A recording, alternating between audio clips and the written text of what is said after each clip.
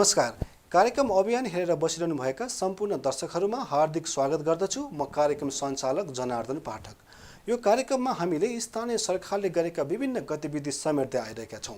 आज पनि हामीले यस्तै गतिविधि लिएर आएका छौँ। कार्यक्रम हेर्दै गर्नुहोला।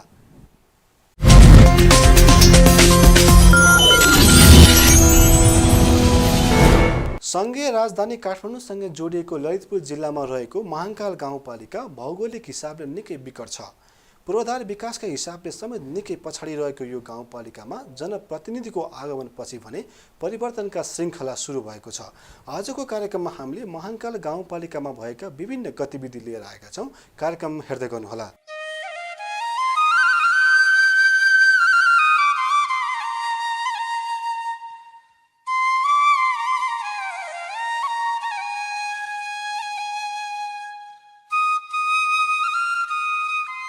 बागमती प्रदेश अन्तर्गत ललितपुर जिल्लामा रहेको महाङ्काल गाउँपालिका साबिकका बुखेल, मानिखेल, गोटीखेल, कालेश्वर, चन्दनपुर र ठुला दोर्लुङ गाविस समेटेर गठन गरिएको हो। कुल 82.44 वर्ग किलोमिटर क्षेत्रफलमा फैलिएर रहेको यो गाउँपालिका भूगोलका हिसाबले निकै विकट छ। यो गाउँपालिकालाई 6वटा वडाहरूमा प्रशासनिक विभाजन गरिएको छ। गाउँपालिकाको उत्तरमा कोन्जोसोम गाउँपालिका, पश्चिममा कोन्जोसोम र बागमती गाउँपालिका, दक्षिणमा बागमती गाउँपालिका र मकवानपुर जिल्ला तथा पूर्वमा काभ्रेपलाञ्चोक जिल्ला रहेका छन्। गाउँपालिका गठन भएर नयाँ जनप्रतिनिधि चुनिएर आएको करिब 3 वर्ष पुरा भएको छ। यो अवधिमा आइपुग्दा सीमित आर्थिक स्रोतका बावजुद गाउँपालिकाभित्र पूर्वाधार विकासको क्षेत्रमा धेरै कामहरू भएका छन्। खास गरी ग्रामीण बस्तीहरूलाई जोड्ने सडक पूर्वाधारको निर्माणले गति लिएको छ। यस्ता सडकमा सवारी साधन सञ्चालन हुन थालेका छन्, जसले गर्दा ग्रामीण क्षेत्रमा सामान ल्याउन लैजान निकै सहज भएको छ। यस्ता सडकलाई 12 महिना सञ्चालन गर्न सकिने गरी स्तरोन्नतिका लागि तयारी भइरहेको छ। सडक, बिजुली र पानी जस्ता विकासका पूर्वाधारलाई प्राथमिकतामा राखेर गाउँपालिकाले आफ्ना गतिविधि सञ्चालन गर्ने गरेको छ। ललितपुर जिल्ला जसलाई सुगम जिल्लाभित्र पर्दछौँ र त्यो सुगम जिल्लाभित्रमा पनि हामी उपत्यकाभन्दा बाहिर छ। हामीले यसरी पनि आकलन गर्न सक्छौँ कि उपत्यकाका 3टा जिल्लामा गाउँपालिका रहेको जिल्ला ललितपुर जिल्ला मात्रै हो। त्यसमा 3वटा गाउँपालिका रहेका छन्, एउटा महानगरपालिका, 2टा नगरपालिका। जनसङ्ख्याको आधारमा हामी कम भए तापनि भूगोलको हिसाबमा चाहिँ दक्षिण ललितपुर जहाँ 3वटा गाउँपालिका छन् त्यो ललितपुर जिल्लाको 2/3 भूगोल पर्छ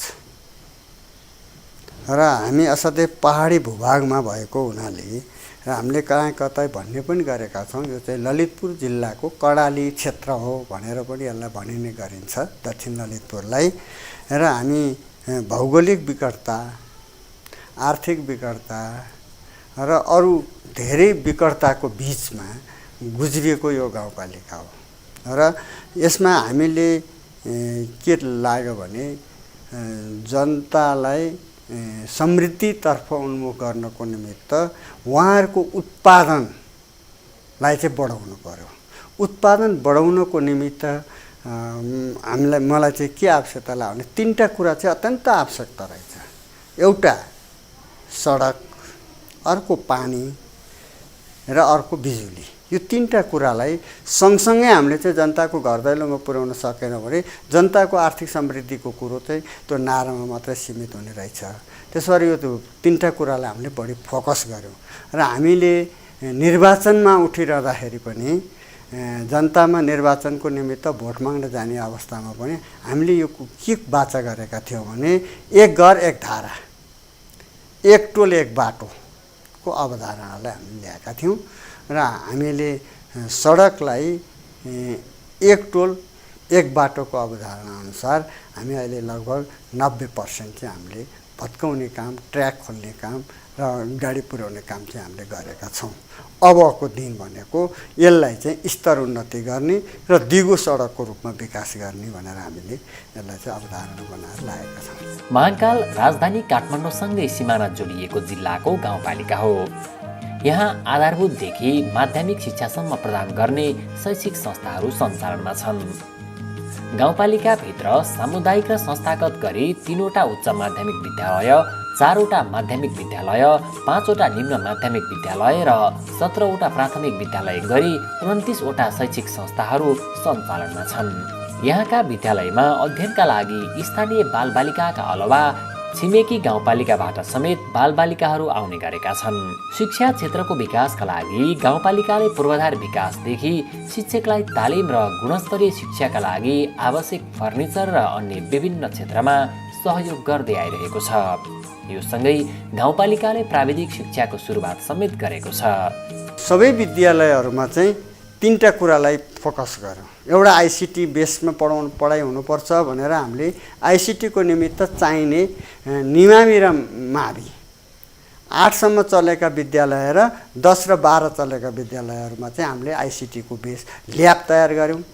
त्यसमा लाइब्रेरीको ल्याब तयार गरेका छौँ, साइन्सको ल्याब तयार गरेका छौँ, त्यो पूर्ण रूपमा तयार गरेका छौँ। र भूकम्प पछाडि सबै विद्यालयहरू ध्वस्त थियो, सबै भत्किएका थिए, सबै चौरमा थिए र लगभग हामीले त्यसलाई कम्प्लिट गऱ्यौँ। भवनको पूर्वाधारको निमित्त हामीलाई कुनै खाँचो छैन र सबै त्यहाँ चाहिने फर्निचरहरू, अफिसियली फर्निचरहरू हामीले सबै व्यवस्थापन गरेका छौँ र यसलाई अलिकति गुणात्मक रूपमा अगाडि बढाउनुपर्छ भनेर हामीले बेला बेलामा शिक्षकहरूलाई ट्रेनिङको पनि हामीले व्यवस्था गरेका छौँ। अहिले पनि एउटा केही स्कुलहरूमा चाहिँ यो आइसिटी बेसमा विद्यालयहरूलाई सञ्चालन गर्नुपर्छ भनेर हामीले पुरै टिचरहरूलाई यो कोभिडको अवस्थामा यो अलि सुरक्षित गर्दै हामीले चाहिँ पुरै शिक्षकहरूलाई टिमलाई नै त्यो ट्रेनिङको व्यवस्था गरेर अहिले पनि ट्रेनिङहरू सञ्चालन भइरहेको छ। र अर्को थप हामीलाई अब अहिले देशभरि उठिरहेको कुरो यो प्राविधिक शिक्षा सञ्चालन गर्नुपर्छ भनेर जुन कुरो उठिराखेका छन्, हामीले बागभैरव मावि वडा नम्बर 4मा पर्छ, त्यहाँ चाहिँ यसपालि सिभिल इन्जिनियरिङ सेक्टरको हामीले प्राविधिक शिक्षा पनि सञ्चालन गरेका छौँ र अरू केही विद्यालयहरूमा कृषि भेटनरी र अरू केही थप विषयहरूको पनि अगाडि बढाउनु पर्छ भनेर हामी त्यो तयारीमा लागेका छौँ। महाकाल गाउँपालिकाका केही सुगम क्षेत्रहरूमा व्यापार व्यवसाय सञ्चालन भए पनि यहाँका अधिकांश समुदायको जीविकोपार्जनको मुख्य पेसा नै कृषि हो। यहाँका कतिपय समुदायहरू पशुपालनमा लागेका छन्। कतिपय स्थानीयले दुधबाट खुवा बनाएर आम्दानी लिने गरेका छन् भने कतिपयले उत्पादित दुध ललितपुर र काठमाडौँसम्म लगेर बिक्री गर्ने गरेका छन्।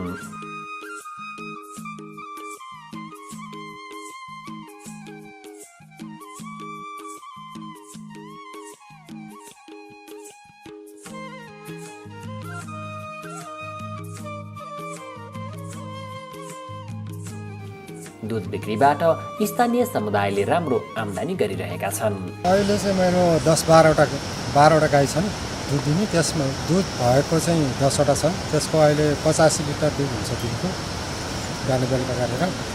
ठिकै छ। महिनाको चाहिँ मेरो 1 लाख सानसुनको दुध हुन्छ। खर्च कटाएर 60-65 हजार रुपियाँ मेरो महिनाको मासिक बचत हुन्छ। गाई भैँसी लगायतका पशुपालन गरेर दुध बिक्री गर्ने कृषकहरूलाई सघाउन गाउँपालिकाले हरेक वडामा चिस्यान केन्द्र स्थापनाको काम गरेको छ। परम्परागत प्रणालीको कृषि व्यवसायको विकल्प खोजिरहेका कतिपय स्थानीय समुदाय आम्दानीका लागि वैदेशिक रोजगारी र सहरी क्षेत्रमा समेत जाने गरेका छन्। बजार नजिकै रहेको र सडक यातायातको पहुँच पुगेपछि गाउँका धेरै मानिसहरू तरकारी खेतीमा समेत लागेका छन्। गाउँपालिकाले तरकारी सङ्कलन केन्द्र समेत स्थापना गरेको छ। यी सङ्कलन केन्द्रमा कृषकले तरकारी सङ्कलन गरी बिक्रीका लागि पठाउने गरेका छन्। यसले यहाँका विपन्न समुदायको आर्थिक अवस्थामा निकै राम्रो सुधार भएको छ। केही कृषकहरूले कफी र चिया जस्ता नगदी बाली समेत लगाएका छन्। महाकाल गाउँपालिकाबाट 25,000 लिटरभन्दा माथि दुध काठमाडौँ जान्छ र यहाँको मुख्य स्रोत नै दुध हो।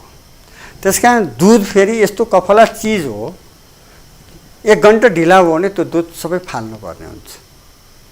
त्यसबाट हामीले के व्यवस्थापनमा सुरुवात गऱ्यौँ भने प्रत्येक वडामा चिस्यान केन्द्र राख्ने र हामी यो वर्ष सबै वडामा चिस्यान केन्द्र कम्प्लिट गर्छौँ। हाम्रा 2टा वडा मात्रै बाँकी छ। हामीले गएको वर्ष पनि 2 ठाउँमा चिस्यान केन्द्र स्थापना गऱ्यौँ र अब 2टा चिसान केन्द्र बनायो भने सबै वडामा चिसान केन्द्र कम्प्लिट हुन्छ, पुरा हुन्छ र त्यहाँ दुध चिस्यान गरेर हामी दुधलाई चाहिँ काठमाडौँ लाने र बजारमा कृषिपालक पशुपालन किसानहरूको निमित्त हामीले यो बजारी व्यवस्थापनको निमित्त त्यो चिसान केन्द्रको जरुरी थियो, त्यो कम्प्लिट गर्छ यसपालि। र अर्को कुरो भनेको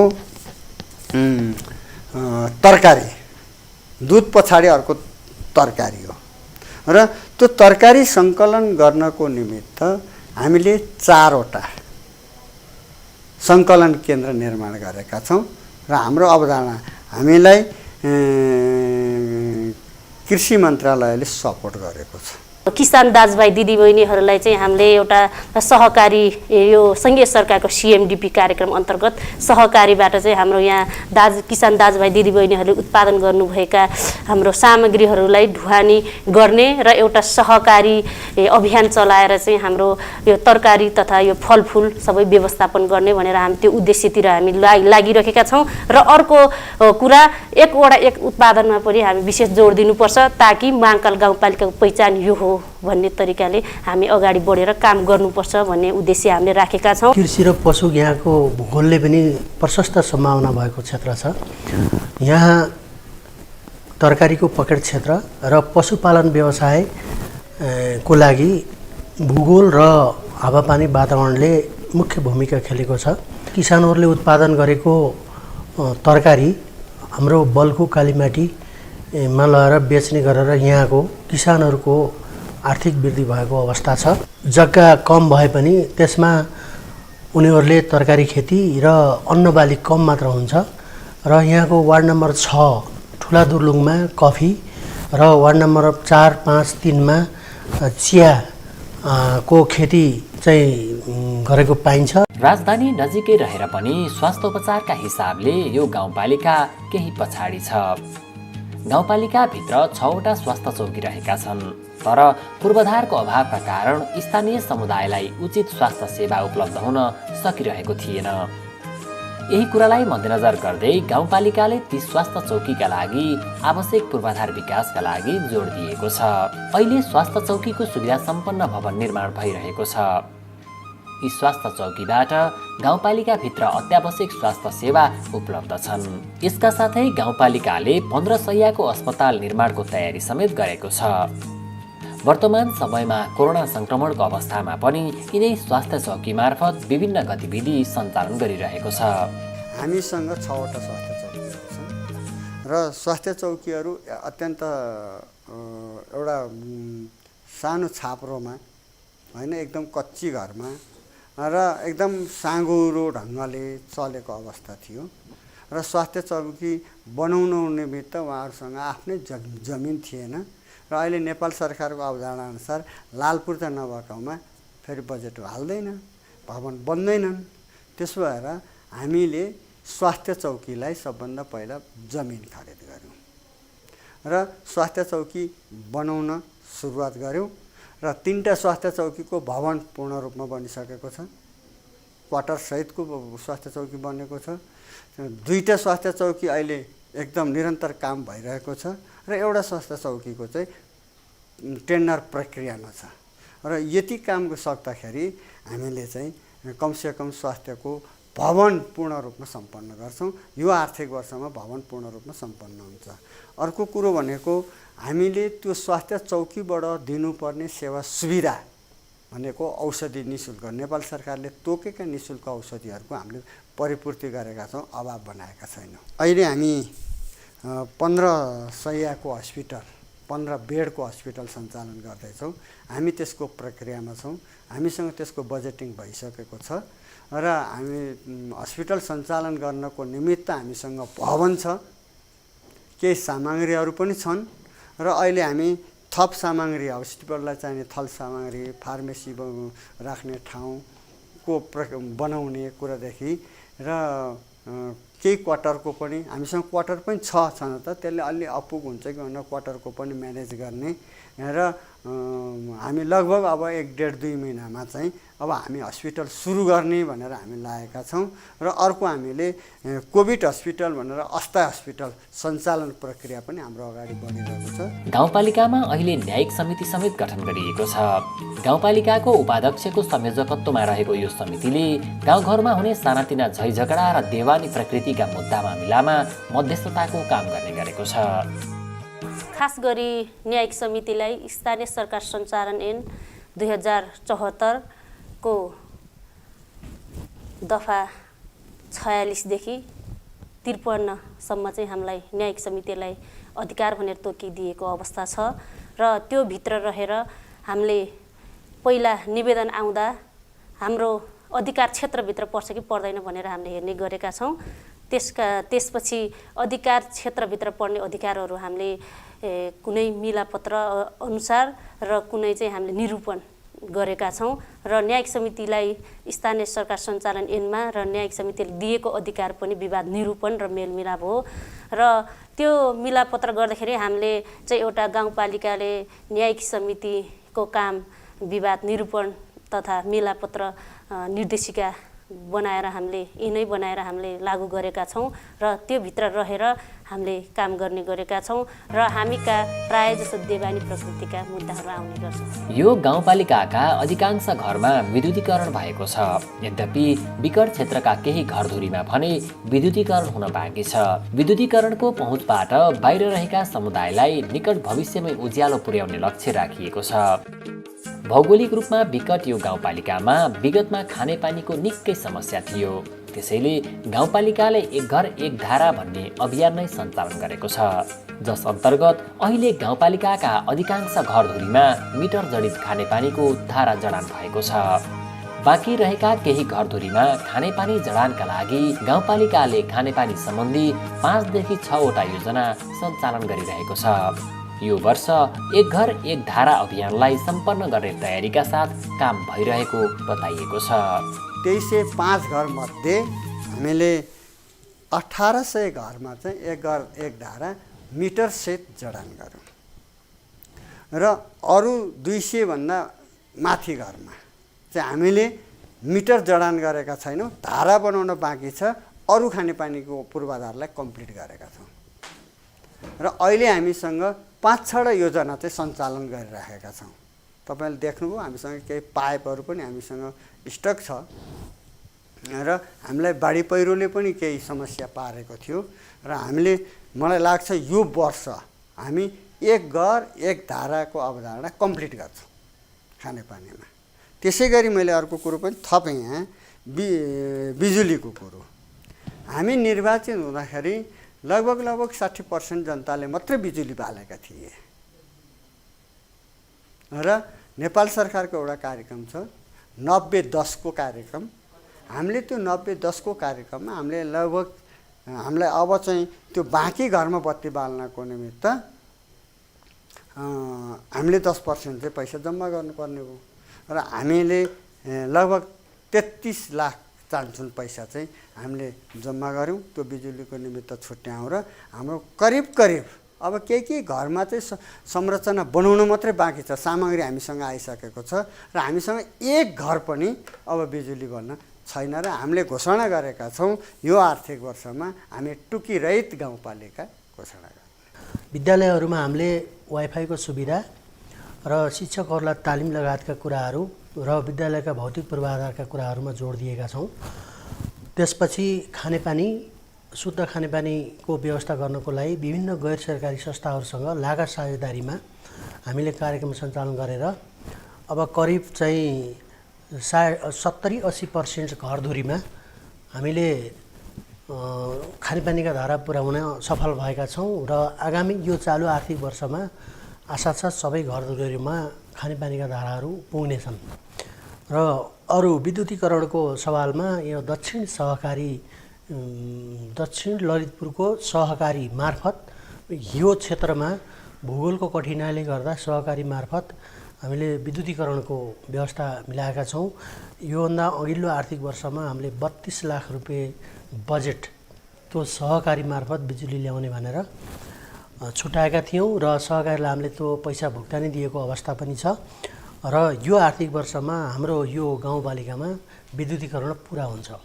सबै वडा कार्यालय, स्वास्थ्य चौकी र गाउँपालिकामा नागरिक बडापत्रको व्यवस्था गरेका छौँ, सुझाव पेटिकाहरू राखेका छौँ, नेटवर्किङको व्यवस्था भएको छ, उपभोक्ता समितिलाई ओरिएन्टेसन कार्यक्रम सञ्चालन गरेका छौँ, वडा स्तरमा इमेल मार्फत पत्राचार गर्ने गरेका छौँ, सामाजिक सुरक्षा भत्तालाई बैङ्किङ प्रणालीमा आबद्ध गरेका छौँ, लेखा प्रणालीमा सूत्रको प्रयोग गरेका छौँ, जिन्सी व्यवस्थापन हामीले व्यवस्थित गरेका छौँ, बेरुजु फर्चौट तथा असुल हुन बाँकी बेरुजुको लगत तयार गर्ने क्रममा छौँ र यसरी हाम्रो सेवा प्रवाह सञ्चालन भइरहेको अवस्था छ।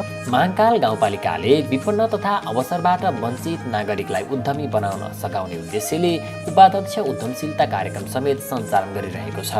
यसबाट स्थानीय स्तरमा रोजगारीको समेत सिर्जना भएको छ। यो गाउँपालिकामा उपाध्यक्ष उद्यमशीलता कार्यक्रम नै राखेर हामीले चाहिँ सञ्चालन गरेका छौँ र त्यो उपाध्यक्ष उद्यमशीलता कार्यक्रम महिलाहरूको लागि मात्रै नभएर पुरुष महिला दुवै व्यवसायीहरूलाई हामीले अनुदानको रूपमा हामीले प्रदान गर्ने गरेका छौँ र उहाँहरूले तालिमसहित हामीले उहाँहरूलाई त्यो अनुदान र त्यो कार्यक्रम सञ्चालन गर्ने भएको कारणले गर्दाखेरि उहाँहरू दक्ष भएर काम गरिराख्नु भएको अवस्था पनि छ।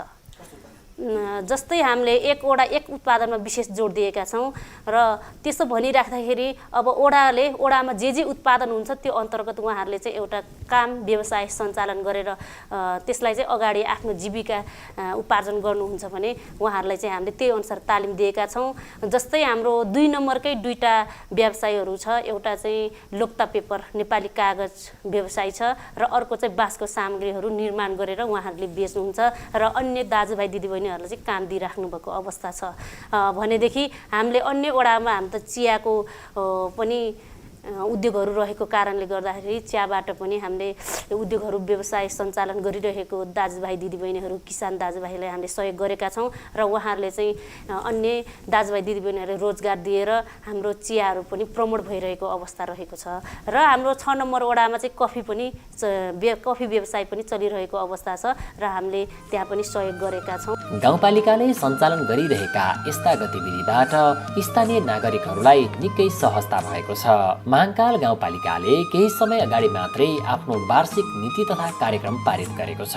नीति तथा कार्यक्रममा पूर्वाधार विकासका विभिन्न योजना सहित शिक्षा, स्वास्थ्य, कृषि र सामाजिक विकास लगायतका क्षेत्रलाई प्राथमिकतामा राखिएको छ।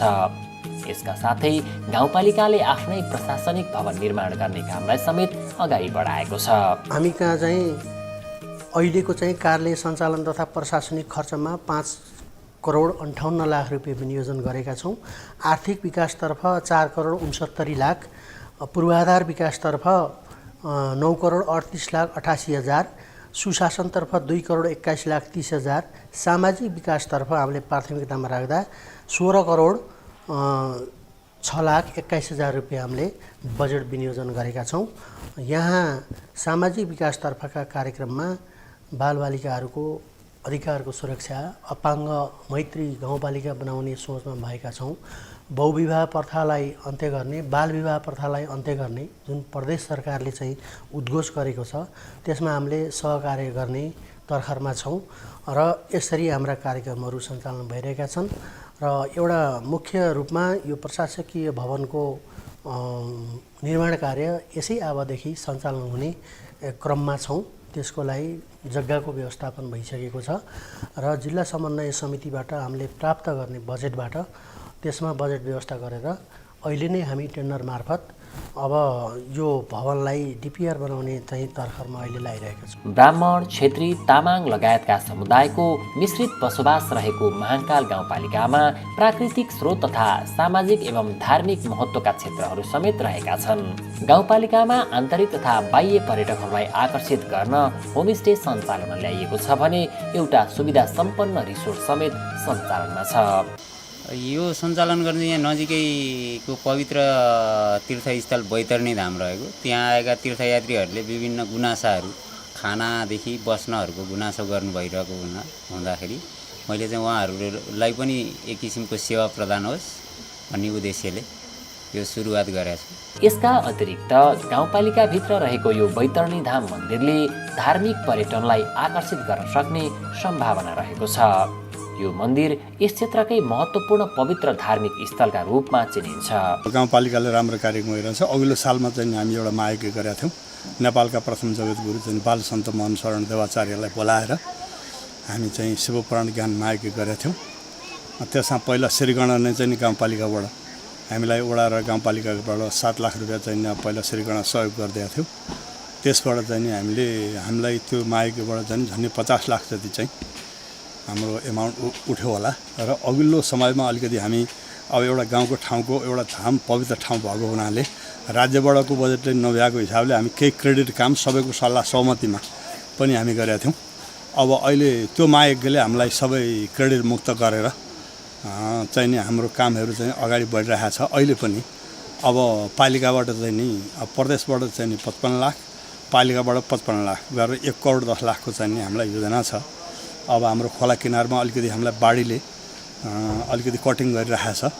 अब त्यो पहिला चाहिँ नि खोला किनारलाई चाहिँ नि हामी त्यसको काम गरौँ। त्यसपछि एउटा बिल्डिङको चाहिँ नि हाम्रो काम अगाडि बढिरहेको छ। तिनी कामहरू जे होस् पालिकाबाट पुरा सहयोग भइराखेको छ। लामो समयसम्म जनप्रतिनिधि विहीन बनेका स्थानीय निकायमा जनप्रतिनिधिको आगमनपछि यसले सामाजिक, आर्थिक र पूर्वाधार विकासको क्षेत्रमा निकै उपलब्धि दिएको छ। अहिले स्थानीय नागरिकले धेरै किसिमका सेवा सुविधा गाउँपालिकाबाट लिन पाएका छन्। यही सेरोफेरोमा नागरिकलाई प्रदान गरिने सेवालाई थप प्रभावकारी बनाउन महाङ्काल गाउँपालिकाले सुशासन र पारदर्शितासँगै प्रविधि मैत्री सेवा सञ्चालन थालेको छ। राजधानी नजिकै रहेर पनि पूर्वाधार विकास र भौगोलिक विकटताका कारण दुर्गम बनेको यो गाउँपालिका बिस्तारै विकासको बाटोमा अग्रसर बनेको छ।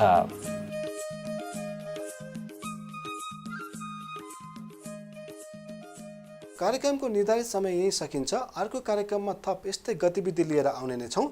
आजलाई बिदा दिनुहोस्। हवस् त, नमस्कार।